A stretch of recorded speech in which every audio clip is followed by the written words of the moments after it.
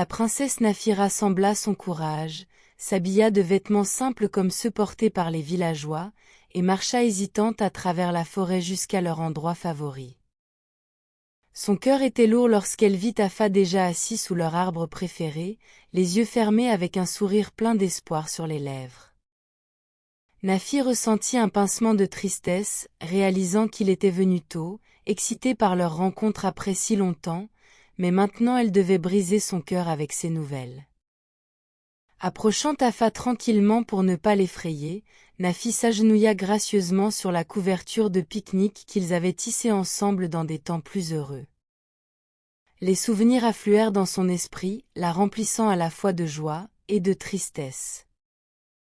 Tafa sentit sa présence et écarquilla les yeux, son visage s'illuminant de joie en la voyant à nouveau. « Nafi, s'exclama-t-il, lui tendant les mains avec amour, j'étais tellement inquiet. Qu'est-ce qui t'était arrivé ?» Mais son expression changea quand il vit les vêtements simples et l'apparence modeste de Nafi. L'inquiétude remplaça sa joie alors qu'il étudiait son visage de près. « Qu'est-ce qui ne va pas, mon amour ?» demanda-t-il, de plus en plus alarmé. La princesse Nafi essaya de parler, mais la tristesse étouffa ses mots. Ses yeux remplis de larmes montraient la nouvelle difficile qu'elle devait partager.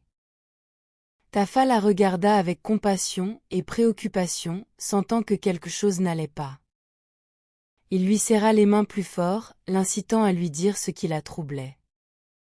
Après avoir pris une profonde inspiration, Nafi commença à expliquer tout ce qui s'était passé, comment le prince Djibril l'avait approché, insistant pour l'épouser, et offrant des richesses à la famille de Tafa si elle acceptait.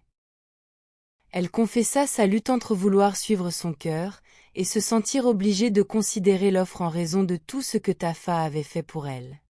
« Je veux que tu saches, mon cher Tafa, que je ne veux que le meilleur pour toi, et ta famille, dit tristement Nafi. Vous avez tant sacrifié pour m'aider, et je ne peux pas l'ignorer. J'ai pris ma décision d'épouser le prince. Il promet de te donner des présents, et des richesses au-delà de l'imagination. Il construirait un immense manoir pour toi, et ta famille, avec des serviteurs pour vous aider. Votre famille mérite des récompenses pour les sacrifices qu'elle a faits pour me soutenir. Je vais épouser le prince, et il n'y a rien que personne ne puisse faire à ce sujet. La récompense est suffisante pour que tu puisses commencer une nouvelle vie ou épouser l'une de mes autres sœurs. S'il te plaît Tafa, c'est une énorme opportunité pour moi. » Après l'annonce de la princesse Nafi de son désir d'épouser le prince Djibril, une tension inconfortable s'est installée entre elle et Tafa. Ce dernier a retiré ses mains des siennes et s'est éloigné, créant ainsi un espace entre eux. Son regard exprimait à la fois tristesse et choc. « Après toutes ces années où j'ai été là pour toi, où ma famille t'a accepté malgré ta condition, dit-il, sa voix tremblant d'émotion, c'est ainsi que tu me remercies ? Je suis bouleversé de constater que tu me laisses tomber à nouveau. » Bien que Nafi se sente coupable devant la douleur de Tafa, elle tente d'expliquer sa décision difficile. « Je sais que tu as été là pour moi, Tafa, mais il m'est difficile de rester avec toi. En tant que membre de la royauté, je dois épouser quelqu'un de mon rang pour préserver l'héritage familial. S'il te plaît, essaie de comprendre, implore-t-elle, espérant qu'il puisse saisir ses motivations. Le prince a promis de te récompenser généreusement, ainsi que ta famille. Il construira une demeure imposante avec des serviteurs et des gardes. C'est une juste reconnaissance pour tout ce que tu as fait pour moi, ajoute-t-elle, mais Tafa n'est pas intéressée. Il refuse catégoriquement l'offre du prince, affirmant qu'il l'a soutenu par amour, sans attendre de retour. Il se moque de l'argent du prince, affirmant n'en avoir pas besoin. Son refus de toute récompense est palpable. Nafi espérait une meilleure compréhension de sa part, mais réalise avec tristesse que Tafa ne peut être persuadée. Son cœur lourd, elle se prépare à dire adieu à celui qui l'a tant aimé, laissant Tafa, le cœur brisé, dans leur lieu de rencontre spéciale dans la forêt. Tafa avait toujours accepté la princesse Nafi malgré ses défis liés à sa malédiction, mais maintenant, son choix d'épouser le prince riche uniquement pour son statut et sa richesse le blesse profondément. Il se demande si toutes leurs années ensemble, tous les défis qu'ils ont affrontés côte à côte, ne signifient rien pour elle à la fin. Les souvenirs de la vie qu'ils avaient planifiée dans ce paradis caché, loin des devoirs royaux, le hantent alors que ses rêves sont brisés par la décision de Nafi de choisir la richesse et le statut plutôt que l'amour véritable. Avec un cœur lourd, Tafa range lentement le pique-nique et les tartelettes au baies qu'il avait préparées. La nourriture intacte lui rappelle cruellement l'excitation d'hier à l'idée de surprendre Nafi, maintenant ternie par l'amertume. En tentant de comprendre ce qui vient de se passer, Tafa rentre chez lui, son cœur se brisant à chaque pas. Il repasse leur conversation dans sa tête, cherchant des signes que les sentiments de Nafi ont changé, se demandant même si elle l'avait vraiment aimé. Mais il ne trouve que douleur et confusion, aucune réponse. Plus il se rapproche du village, plus Tafa redoute de devoir expliquer à son père, le chef Kibiri, ce qui s'est passé. Le gentil guérisseur avait soutenu leur relation, mais maintenant, Tafa doit admettre que Nafi a choisi la richesse au détriment de leur amour.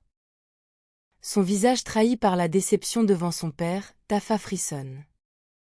Le chef Kibiri avait placé sa confiance en la princesse Nafi, allant jusqu'à entreprendre des rituels pour lever sa malédiction. La trahison de voir Nafi tourner le dos à cette liberté chèrement acquise le blesse profondément. Mais Tafa savait qu'il ne pouvait pas cacher un événement aussi important à son père. Il devait le dire au chef Kibiri, et lui dire toute la vérité sur ce qui s'était passé dans la forêt. Peut-être que son sage père pourrait l'aider à comprendre la décision confuse de Nafi, ou du moins lui offrir une oreille compatissante, et quelques conseils ancestraux pour soulager son chagrin. De toute façon, affronter cela seul n'était pas une option. Lorsque Tafa arriva à la cabane d'herboriste de son père, le chef Kibiri sentit immédiatement la détresse de son fils. Le guérisseur du village sortit précipitamment, et serra Tafa dans ses bras, montrant son inquiétude. « Mon fils, qu'est-ce qui te tracasse » demanda-t-il doucement, tenant Tafa à bout de bras pour le regarder. Tafa prit une profonde inspiration, dire les mots à haute voix rendait la douleur encore plus intense. « Père, la princesse Nafi a choisi d'épouser le prince Djibril au lieu de moi, » dit Tafa. Le chef Kibiri était choqué, mais il resta silencieux, laissant Tafa continuer. Tafa se sentit reconnaissant pour la patience et la sagesse de son père. Le prince m'a offert beaucoup d'argent, et même une grande maison avec des serviteurs pour notre famille si Nafi l'épousait, expliqua Tafa, sa voix pleine de douleur, mais j'ai refusé son offre. Je n'ai pas fait ça pour elle en espérant obtenir quelque chose en retour. Les larmes remplirent les yeux de Tafa en se souvenant de leur conversation dans la forêt. Mon amour pour la princesse était pur et inébranlable. Ne lui importe-t-il pas après tout ce que nous avons traversé ? Le chef Kibiri étreignit son fils bouleversé, lui permettant de partager sa douleur et sa colère. Le vieux guérisseur resta silencieux un moment, caressant doucement les cheveux de Tafa comme il le faisait quand Tafa était enfant. « Je suis triste et en colère à propos du choix de la princesse aussi, mon fils. Tu lui as donné tout ton cœur pendant ces épreuves, avoir cet amour rejeté pour des choses matérielles est une grande insulte. » Tafa hocha la tête, plus de larmes coulant à ses paroles. Au moins, le chef Kibiri comprenait à quel point il se sentait blessé et trahi. Mais ensuite, le chef Kibiri continua. Mais nous devons gérer cela avec maturité, compte tenu de nos positions respectées. Tafa regarda son père avec surprise. Disait-il qu'il devrait simplement accepter ce qui s'était passé ? Voyant la confusion de Tafa, le chef Kibiri expliqua davantage. Et ne t'inquiète pas, Tafa.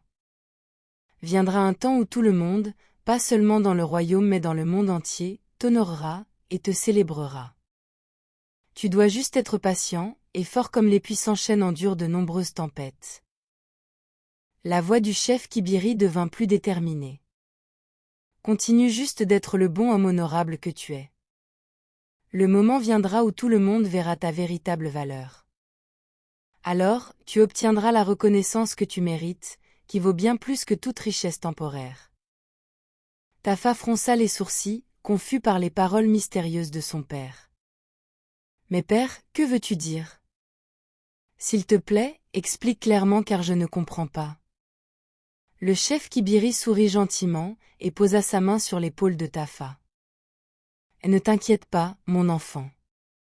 Quand le moment viendra, tu le sauras. Jusque-là, fais confiance à la sagesse de nos ancêtres. Ils nous ont toujours bien guidés. Bien qu'encore perplexe, Tafa avait une foi totale en la sagesse de son père. Il hocha lentement la tête, sentant un peu d'espoir renaître en lui malgré la douleur du rejet de Nafi. Peut-être qu'il y avait plus à cette situation qu'il ne pouvait voir pour l'instant. Le chef Kibiri semblait sentir un plan ou un destin plus grand pour Tafa, alors il décida de suivre les conseils de son père, et d'être patient dans cette période difficile. Merci, père, tes paroles me réconfortent même si je ne les comprends pas entièrement pour le moment, dit Tafa, serrant son père fermement. Je vais essayer de rester courageux, et d'avancer comme tu l'as dit. Le chef Kibiri sourit fièrement, et étreignit son fils, alors que les ombres du soir s'allongeaient. Ils trouvèrent du réconfort dans leurs liens forts, et dans les pouvoirs invisibles qui veillaient sur eux. Ça c'est mon courageux fils. Maintenant, faisons une tisane apaisante à base d'écorce de saule. Tu as eu une journée difficile. Pendant ce temps, la princesse Nafi poursuivit ses plans et se rapprocha du prince Djibril. Elle alla voir son père, le roi Aeli, pour lui annoncer sa décision. Père, j'ai informé Tafa de mes intentions d'épouser le prince Djibril, dit Nafi avec détermination. Le roi n'apprécia pas cette nouvelle. Il lui rappela ce qu'il lui avait conseillé auparavant. Ne t'ai-je pas dit d'être patiente et de laisser les choses se faire d'elles-mêmes? Pourquoi te hâter? Et pourquoi renier l'amour et le soutien que Tafa t'a offert? Le roi Aeli soupira profondément cette fois. Je ne peux pas t'obliger à épouser quelqu'un que tu ne désires pas, et je ne te priverai pas de tes droits de princesse, mais il regarda Nafi avec gravité. Nos ancêtres sauront que je ne suis pas en accord avec ton choix de quitter l'homme qui t'a soutenu pendant les moments difficiles. Mais Nafi ne prêta pas attention aux paroles de son père, toujours un peu capricieuse, et ne tirant pas les leçons de ses erreurs, elle continua ses plans de mariage avec le prince Djibril même si son père n'y consentait pas. Elle était attirée par sa richesse et son statut, ne voyant pas le véritable amour de Tafa. Dans les semaines qui suivirent, les gens de Wallo arrivèrent et firent toutes les cérémonies de mariage requises en payant la dot entière de Nafi au roi Aeli. Les préparatifs pour le mariage royal débutèrent, et ce fut un grand événement fastueux auquel assistèrent des nobles des 5 royaumes. Alors que la cérémonie commençait, Tafa prit la difficile décision de regarder depuis l'arrière de la foule pour voir par lui-même que cela se passait vraiment. Son cœur se déchira en regardant la femme qu'il aimait échanger des vœux et des rituels sacrés avec le prince arrogant. Les gens autour de lui murmuraient et lui lançaient des regards pleins de compassion, parfaitement conscients de la situation douloureuse. Certains secouaient la tête, incapables de croire que la princesse Nafi renoncerait à un amour aussi sincère que le sien pour celui de la richesse. Mais Tafa resta fort, déterminé à ne pas laisser les étrangers le voir s'effondrer complètement. Il regarda sans montrer beaucoup d'émotion jusqu'à ce que le couple nouvellement marié parte au milieu des pétales de fleurs et des acclamations. Ce n'est qu'alors que Tafa laissa quelques larmes couler silencieusement sur ses joues. Il se détourna en essayant de garder la tête haute malgré le poids lourd sur son cœur, marchant lentement à travers la rue qui se vidait. Tafa se sentait complètement seul jusqu'à ce qu'une main douce sur son épaule l'arrête. Il se tourna pour voir le roi Aeli le regardant avec une profonde tristesse et sympathie. « Mon fils, » commença le roi, luttant pour trouver ses mots, il soupira profondément. « Si je pouvais, j'aurais empêché ce jour. » Tu méritais mieux que cette injustice. Tafa secoua la tête, ses yeux brillants de larmes retenues. C'était le choix de la princesse, mon roi. Peut-être qu'elle n'a jamais été à moi dès le départ. Le roi Aeli posa une main réconfortante sur le bras de Tafa. Ne perds pas espoir. Mon garçon, ma fille s'est peut-être égarée pendant un temps, mais je suis convaincu qu'elle finira par revenir à la raison. Le roi las, emmena Tafa loin des yeux et des oreilles indiscrètes. Ils avancèrent en silence quelque temps, absorbés par leur propre souffrance. Quand ils atteignirent la petite et simple cabane de Tafa, le roi reprit la parole. Et tu sais, quand le chef Kibiri t'a introduit dans nos vies il y a des années, j'ai perçu qu'il y avait quelque chose d'extraordinaire en toi. Tafa le regarda avec étonnement. Le roi Aeli sourit avec mélancolie.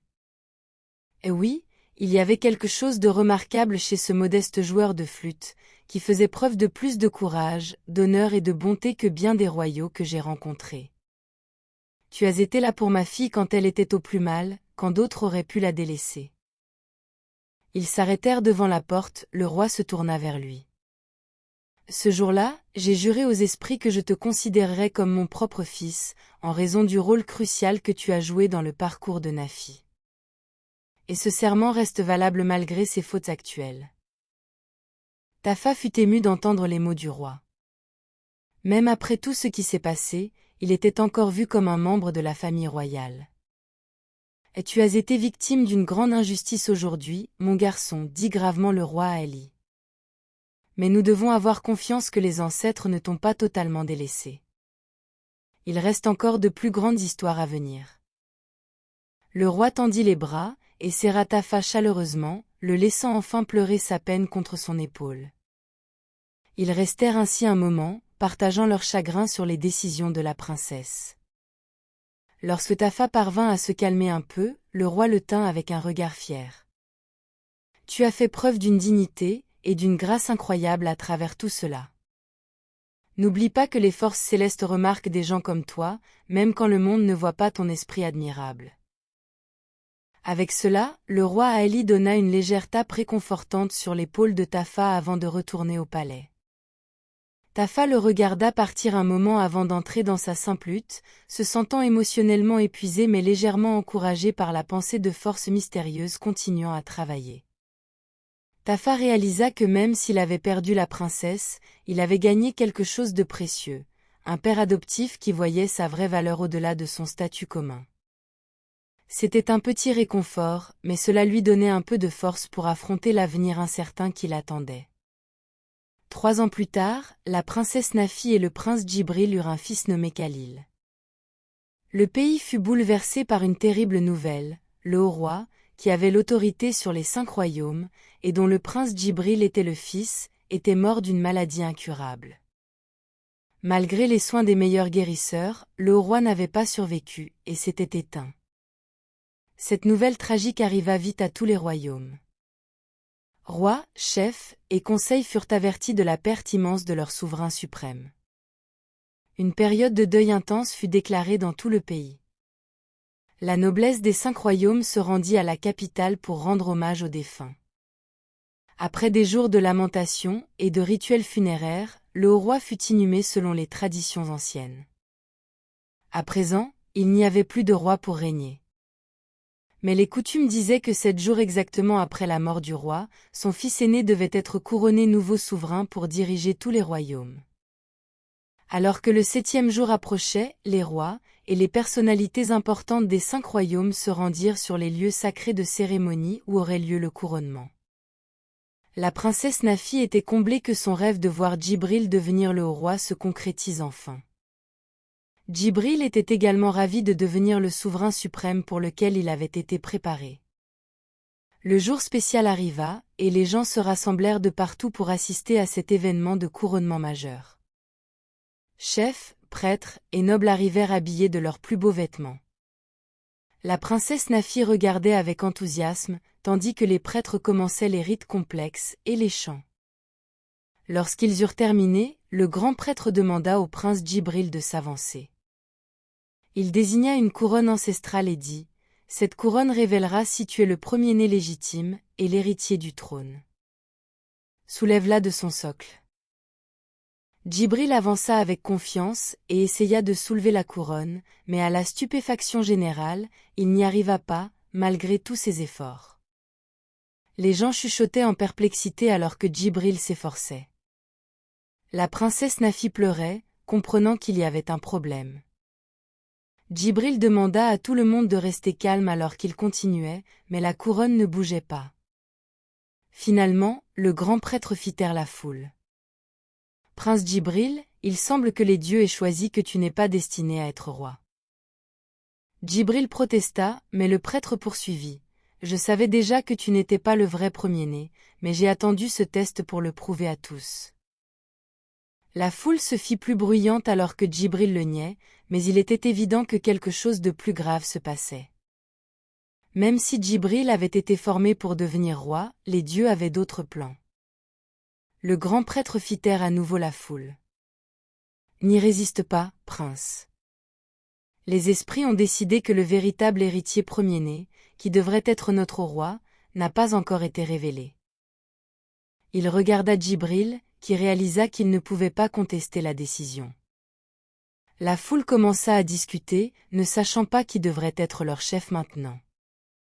Ils devaient attendre pour découvrir qui les dieux avaient choisi. Le grand prêtre fit ensuite essayer de soulever la couronne aux autres frères et sœurs du prince Djibril, mais aucun d'eux ne put le déplacer non plus. Le chef Kibiri, assis dans un coin de la foule, regardait avec un large sourire. Le grand prêtre proclama alors quelque chose qui se répandrait dans tous les 5 royaumes. Tous les hommes devaient se présenter et subir un test pour vérifier s'ils avaient un véritable sang royal. Il choisit le prochain jour de marché pour ce grand événement. La cérémonie de couronnement étant arrêtée par ce bouleversement imprévu, tout le monde s'en alla en se sentant perdu et inquiet. Le prince Djibril et la princesse Nafi rentrèrent dans leur hutte, sanglotant toute la journée, et trop accablés pour manger. C'est tout pour aujourd'hui. Que pensez-vous de la tournure des événements? Si vous voulez connaître la suite de l'histoire, commentez suite, assurez-vous de vous abonner, et de cliquer sur la cloche de notification pour être la première personne informée lorsque je publierai la partie suivante de cette histoire. Assurez-vous également d'aimer cette vidéo, de la partager avec votre famille et vos amis, et de laisser un commentaire dans la section des commentaires sur ce que vous ressentez, et sur ce que vous avez appris de cette histoire. Vous suivez la vidéo depuis quelle ville? En attendant la prochaine vidéo, restez bénis et à la prochaine. Merci.